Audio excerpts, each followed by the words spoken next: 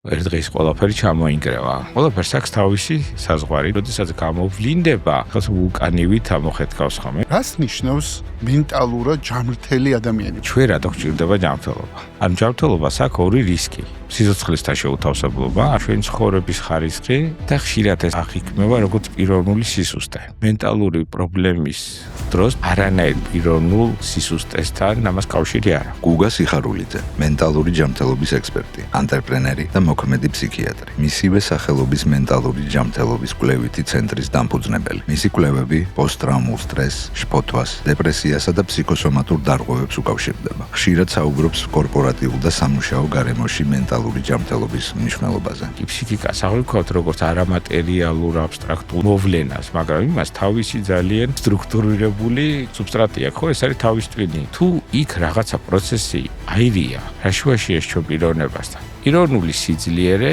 არის